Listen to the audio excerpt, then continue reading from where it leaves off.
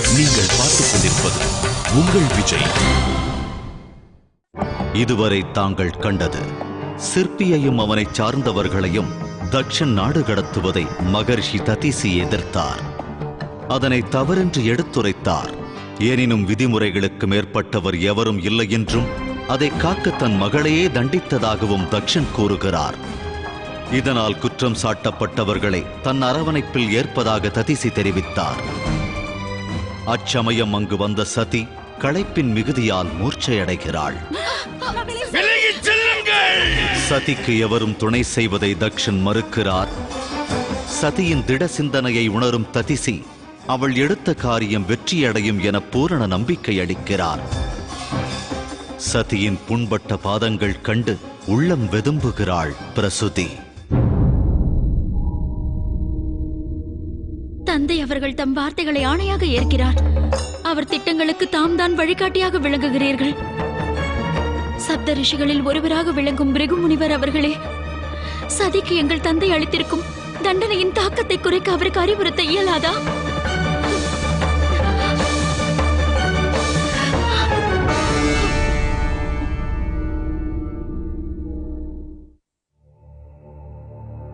தாங்கள் சதியின் நிலைமையை அறிந்தீர்கள் அல்லவா? இத்தகு சித்திரவதைக்கு உள்ளாக அவள் என்ன பெரும் அபராதம் செய்து விட்டாள்.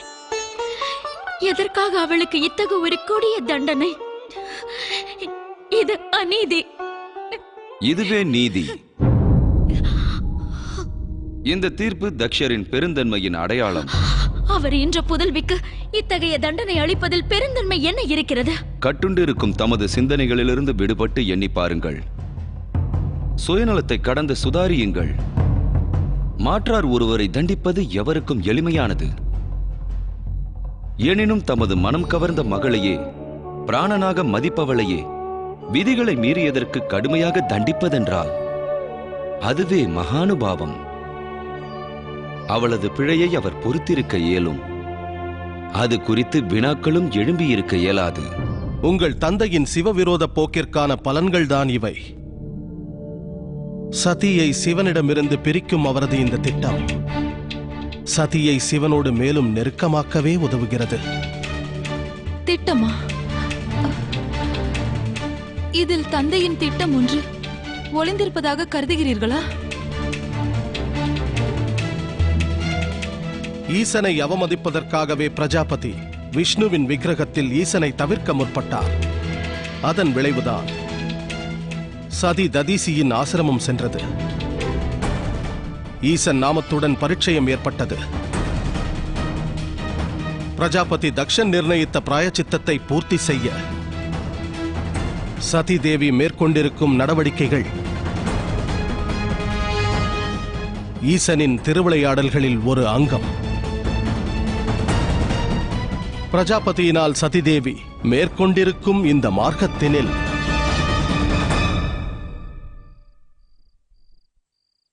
மீண்டு வருவதற்கான சாத்தியக்கூறு சம்பவிக்காது.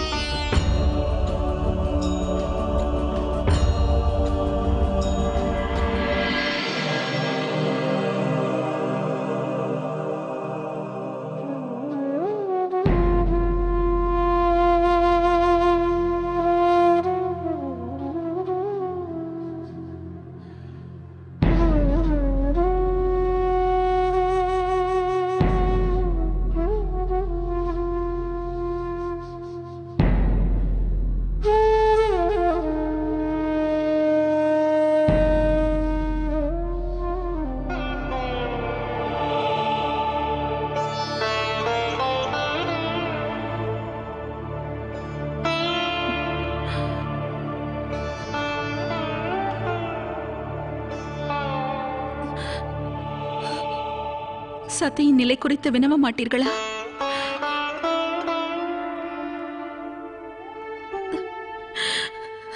தம் அருமை மகளை காண மாட்டீர்களா? அவள் புண்பட்ட பாதத்தினை பாருங்கள்.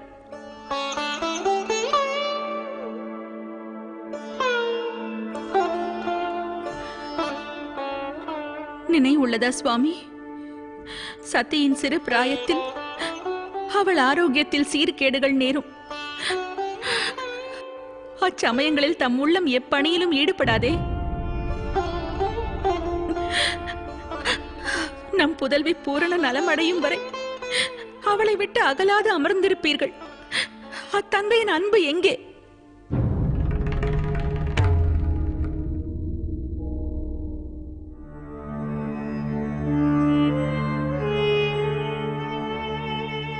சதியை தண்டித்தவன் அவளது தந்தை அல்ல. சதியின் சரீரம், சதியின் உள்ளம், சதியின் சிந்தனையில் பதிந்திருக்கும் தழும்புகள் அனைத்தினாலும், அவள் ஏற்ற வேதனைகளினால் இன்று எனது அகம் குமுறுவதைப் போல் என்றும் உணர்ந்ததில்லை. ஏனெனில் சதி இம்முறை என்னையே எதிர்க்கும் ஆயுதமாக மாற்றப்பட்டாள். என்னை எதிர்க்க இயலாத கோழைகள் என் மகளை பயன்படுத்திக் கொண்டார்கள். அதற்குரிய தண்டனையிலிருந்து சிவனும் தப்ப முடியாது. எனது மகளின் இந்த நிலைமைக்கு காரணமான அவனுக்கு நிச்சயம் தண்டனை உண்டு. சொல்லியதை செய்வான் இந்த தக்ஷன், வீழ்வான் சிவன். என்னை எதிர்த்த அந்த சிவனை உதிர்ந்த சருகாக்கிவிட நிர்ணயித்து விட்டான் தக்ஷன். எனது மகளின் ரணம் நீங்கும் முன் அதற்கு காரணமானவனின் மனம் தினம் வருந்தும்படி செய்கிறேன். எனது மகளின் சோதனை நீங்கும் முன் சிவனுக்கு வேதனையை பரிசளிக்கின்றேன்.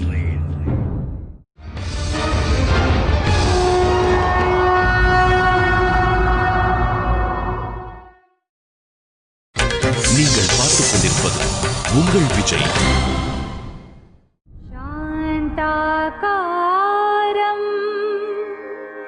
புஜகசயனம்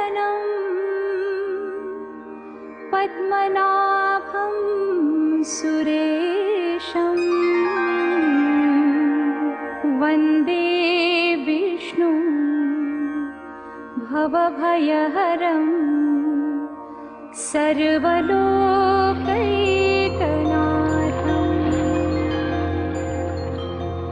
பணிகிறேன் பிரபு.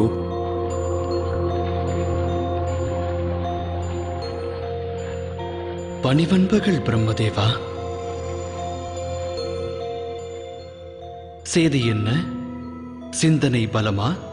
எனது மானசீக புதல்வன் தக்ஷன் என்னால் பிரஜாபதியாக நியமிக்கப்பட்டவன். நான் நிர்மாணித்திருக்கும் இந்த சிருஷ்டியினை பரிபாலிக்கும் பொறுப்பை அளித்தேன். எனினும் கடமை என்னும் சூழலில் சிக்கி உழன்று சத்தியத்தினை சிந்தனையிலிருந்து அகற்றினான். பிரபு, இவ்வாறெல்லாம் நடக்க காரணம்? தாம் காரணத்தை அறியாதவரா? அதை நான் அறிவேன். இப்பிரம்மனது அகங்காரத்தின் பிரதிபிம்பமாகத்தான் எனது புதல்வன் தக்ஷன் தோன்றினான். எவ்விதம் நான் சிருஷ்டியை நிர்மாணிப்பதில் அகங்காரம் கொண்டிருந்தேனோ அதிலிருந்து சிறிதும் வழுவாது தக்ஷனுக்கும் சிருஷ்டியை பரிபாலிப்பதால் ஆணவம் மேலோங்கி இருக்கிறது. தந்தையே, தமக்கு சிருஷ்டியில் ஆராதனைகள் இருக்காது என்ற நிலை ஏற்பட்டதால் தம் உள்ளம் உக்கிரம் கொள்ளவில்லையா தந்தையே? உக்கிரம் உள்ளத்தின் ஓர் அங்கமாகும். எனினும் அதனை மார்க்கமாக ஏற்று மகாதேவரை தக்ஷன் எதிர்ப்பது அறிவீனம். தக்ஷன் ஆணவம் கொண்டிருக்கிறான். சிருஷ்டியில் தன் ஸ்தானம் மகாதேவருக்கு இணையானது என்று எண்ணுகிறான். இதற்கு தீர்வுதான் என்ன பகவானே? ஆணவம் அழிக்க தம் 5வது சிரத்தினை மகாதேவர் கொய்தார். அதுபோல தக்ஷனின் கர்மாவும் உரிய வினைகளை பரிசளிக்கும். எனினும் பெருமானே, தந்தையவர்கள் 5 சிரம் கொண்டிருந்தார். 1 நீங்கியது, 4 மிஞ்சியது. எனினும் தமையன் தக்ஷனுக்கு இருப்பதோ ஒரு சிரம், அதுவும் கொய்யப்பட்டால் நேர்வதென்ன? ஏற்கிறேன், ஏற்கிறேன். இதுபோல் மகாதேவரை எதிர்ப்பதானது நன்மை பயக்காது. எனினும் என் தமையன் தக்ஷனும் கடும் முயற்சிகள் செய்து விதிமுறைகளை ஸ்தாபித்திருக்கிறார். அதுவும் எளிதான பணி அல்லவே. சிருஷ்டியை உயிர்கள் வாழும் ஸ்தலமாக்கியுள்ளார். அது மட்டுமின்றி அவர் தமது சிறந்த பக்தராவாரே. தற்சமயம் அவர் மனிதன் தன் ஜீவிதத்தில் நெறிகளை கடைபிடிப்பதற்கு தக்ஷ சரித்திரத்தை ஏற்றியிருக்கிறார். அவர் சிருஷ்டிக்கு செய்த இத்துணை நன்மைகளை மறந்து இந்த ஒரு சிறிய குறைபாட்டிற்காக அவரது பெருமைக்கு இழிவை தேடித் தருவது உசிதமாக தோன்றுகிறதா பிரபு? மன்னிக்க வேண்டுகிறேன் பிரபு. இவை என்னுடைய தனிப்பட்ட கருத்துகள். இதில் மகாதேவரின் நிலை என்ன? கர்மா, சிருஷ்டி, நீதி, அநீதி இவற்றிலிருந்து அப்பாற்பட்டவர் அவர். என் நேரமும் கைலாயத்தில் அமைதியாக தியானிப்பவர். தன்னை இவ்வழியில் தான் ஆராதிக்க வேண்டும் என்று அவர் தன் பக்தர்களையே எவ்வித நிர்பந்தத்திற்கும் ஆளாக்கவில்லை. அவ்வாறு இருக்கையில் எவ்விதத்தில் தக்ஷனின் விதிமுறைகள் அவரை பாதிக்கும்? முற்றும் துறந்தவருக்கு பற்றுள்ள விஷயங்களில் என்ன அக்கறை? இருந்தாலும் பிரபு, மனதில் ஓர் எண்ணம் எழுகிறது. நம் மகாதேவரானவர் என்றும் யோகியாகவே பரிமளிப்பாரா? ஈசனின் இந்த வைராக்கியம் எங்களையும் கவலையில் ஆழ்த்துகின்றது. அவர் கொண்ட யோக நிலையால் சிருஷ்டி சந்திக்க நேரும் பாதகங்கள் அனைத்தையும் அவரிடம் எடுத்துரைத்தல் அவசியம். பெருமானே,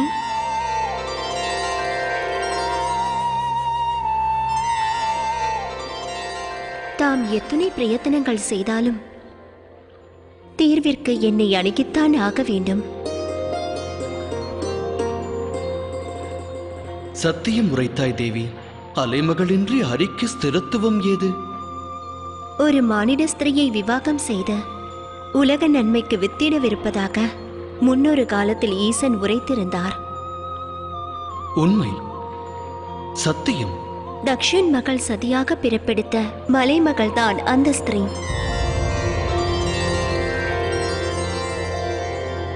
இனி மகாதேவன் சதியினால் ஈர்க்கப்படுவதற்குத்தான் தாமதம் ஏற்படுகிறது. அது வெற்றியடைந்தால் சிவன் சக்தியை பிரிந்திருக்கலாகாது.